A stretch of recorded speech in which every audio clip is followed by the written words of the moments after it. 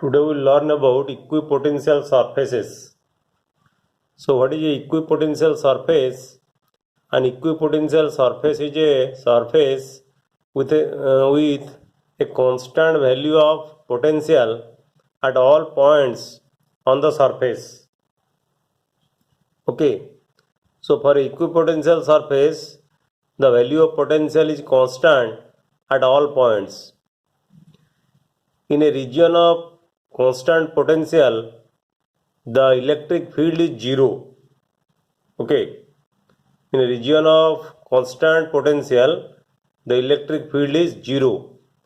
There can be no charge inside the region. Let us discuss about some examples of equipotential surfaces.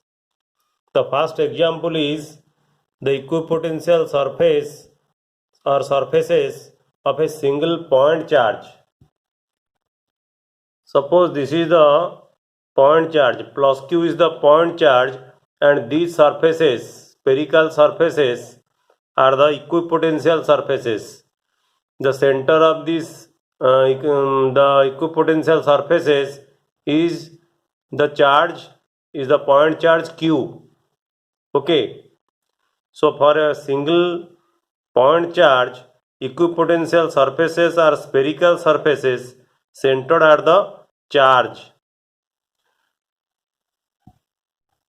We know for a single point charge plus q, the potential is given by V equal to 1 by 4 pi epsilon 0 q by r. So if r is constant, then V is constant. Thus for a single point charge, equipotential surfaces are concentric spherical surfaces. Remember, concentric spherical surfaces centered at the charge. Remember, if you have a positive point charge, then the fields are radially outward. And if you have a negative point charge, then the fields are radially inward, like this. And this is the equipotential surface for this negative point charge, and this is the equipotential surface for the positive point charge.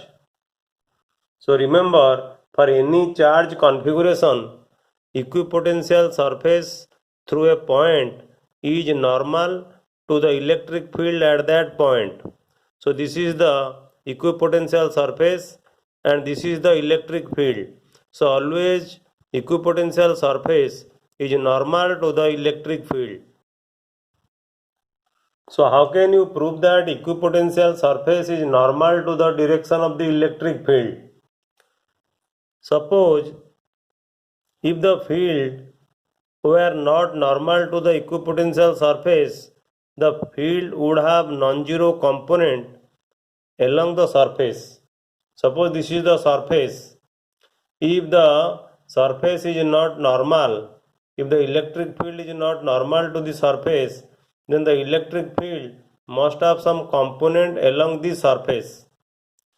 To move a unit test charge against the direction of the component of the field, work would have to be done, but this is in contradiction to the definition of an equipotential surface. There is no potential difference between any 2 points on the surface, so no work is required to move a test charge on the surface. The electric field must therefore be normal to the equipotential surface at every point. The second example of equipotential surface is the equipotential surface for a uniform electric field. Okay. So you see, these are the uniform electric field.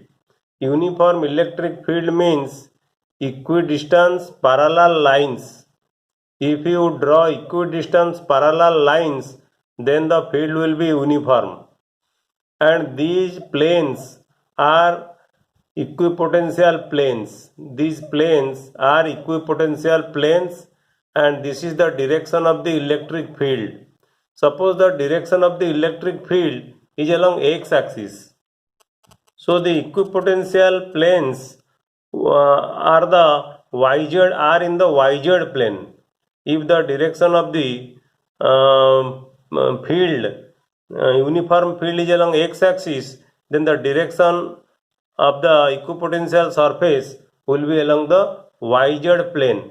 That means potential in the yz plane at every point same.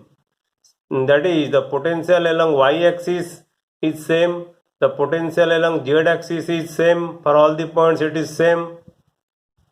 So remember, for a uniform electric field E, say along the x-axis, the equipotential surfaces are planes normal to the x-axis, that is planes parallel to the yz plane, and potential is constant along x and y-axis. Let us discuss about the third example of equipotential surface, that is equipotential surfaces of a dipole and equipotential surfaces for two identical positive charges. So you see, this is a dipole having two charge, one is minus q and another is plus q, and these are the equipotential surfaces for the dipole. You see, the equipotential surfaces are closer. If you look the figure minutely, the equipotential surfaces are closer in region of large electric fields. Here the electric field is large, so here the electric field is large, so equipotential surfaces are closer as compared to the region of lower electric field. Here the electric field is small. Here the electric field region is lower or smaller. So here the equipotential surface is not large as compared to the equipotential surface where the field is strong or large. You see, the equipotential surfaces for two identical positive charges. This is one positive charge and this is one positive charge.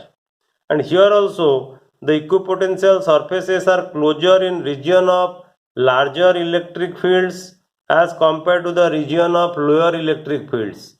This is the region of lower electric fields and this is the region of larger electric field. The fifth example is equipotential surfaces near sharp edges of a conductor. If you take the sharp edge of a conductor, that means pointed edge of a conductor, then the equipotential surfaces will be more crowded near the sharp edges of a conductor. Let us discuss this question. The top of the atmosphere is about 400 kilovolt. Okay. With respect to the surface of the earth corresponding to an electric field that decreases with altitude. Near the surface of the earth, the field is about 100 volt per meter. Okay. But still don't get an electric shock as we set out of our house into open. Assume the house is free from electric field. So why such thing happens? Top of the atmosphere is about 400 kilovolt. Okay. But near the surface of the earth you have field of 100 volt per meter. But we don't get any shock when you go out of our house. This is because since our body and the surface of earth both are conducting, therefore our body and the ground form an equipotential surface. This is the reason due to which we do not get any shock. In the next video we will discuss about relation between field and potential. Thank you.